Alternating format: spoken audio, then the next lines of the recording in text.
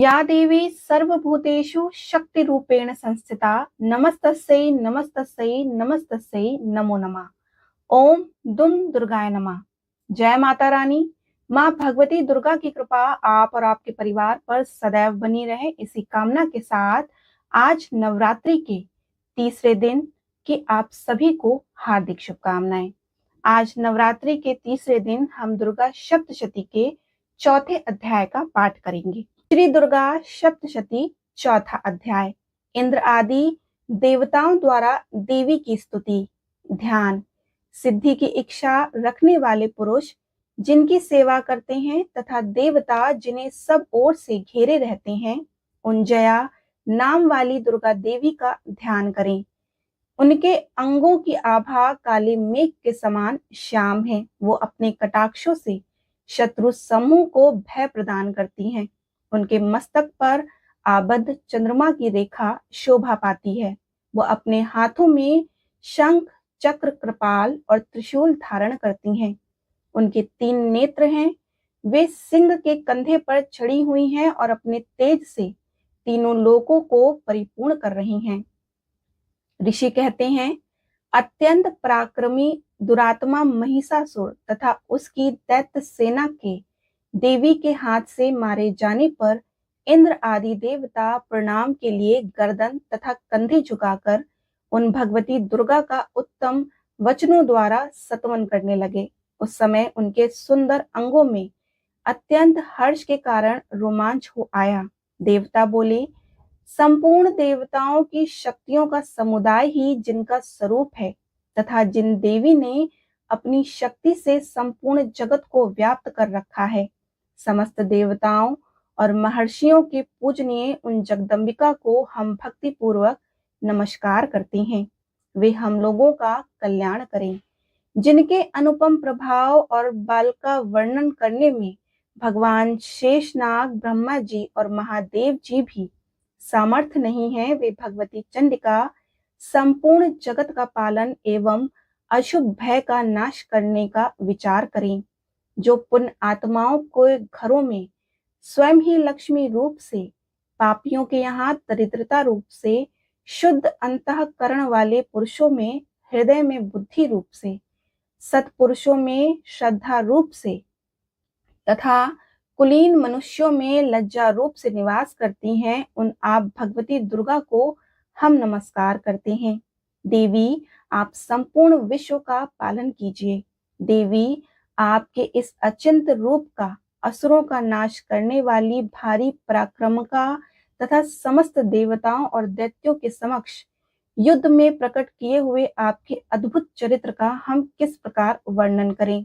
आप संपूर्ण जगत की उत्पत्ति में कारण हैं। आप में सतगुण, रजोगुण और तमोगुण, ये तीनों गुण मौजूद हैं, तो भी दोषों के साथ आपका संसर्ग नहीं जान पड़ता। भगवान विष्णु और महादेव जी आदि देवता भी आपका पार नहीं पाते। आप ही सबका आश्रय हैं। समस्त जगत आपका असंभूत लाभ करते हैं।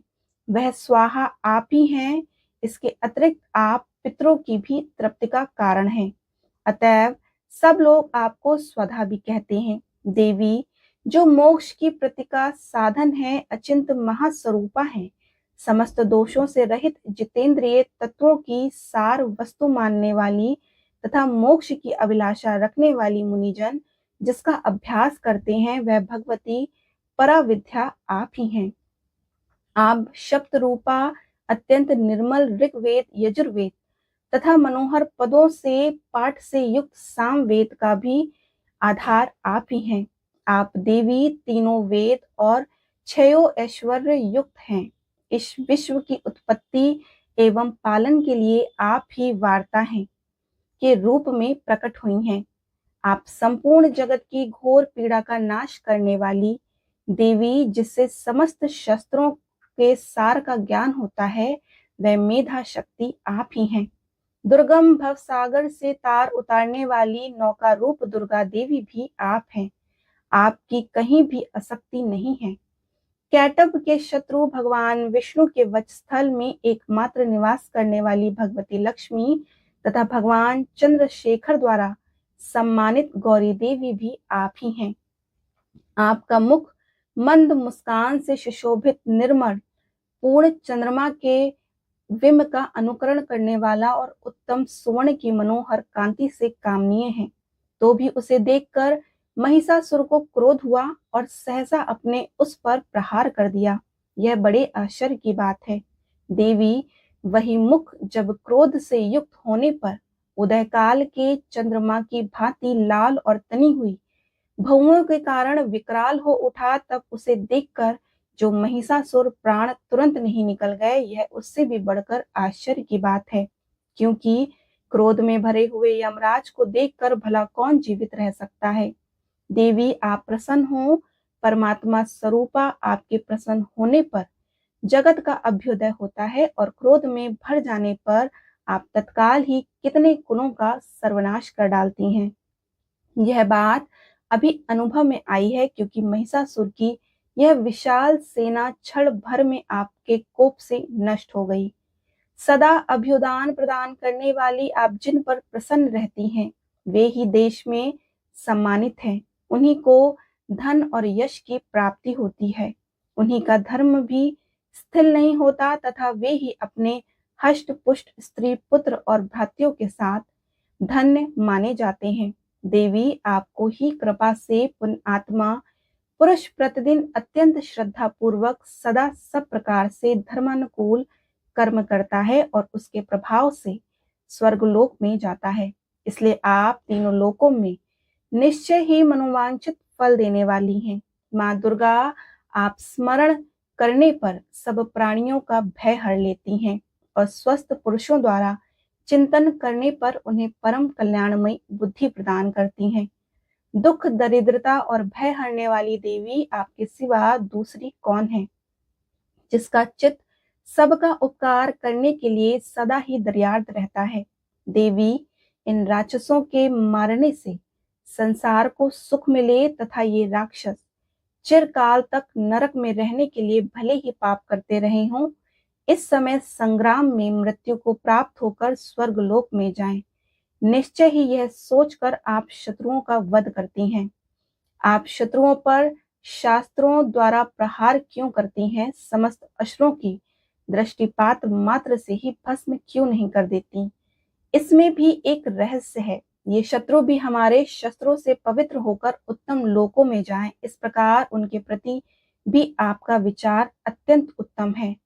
खड्ग के तेज भयंकर दीप्ति से तथा आपके त्रिशूल के अग्रभाग की घनीभूत प्रहार से चौंधिया कर जो असुरों की आंखें फूट नहीं गईं, उसमें कारण यही था कि वे मनोहर रश्मियों से युक्त चंद्रमा के समान आनंद प्रदान करने वाले आपके इस सुंदर मुख का दर्शन करते थे।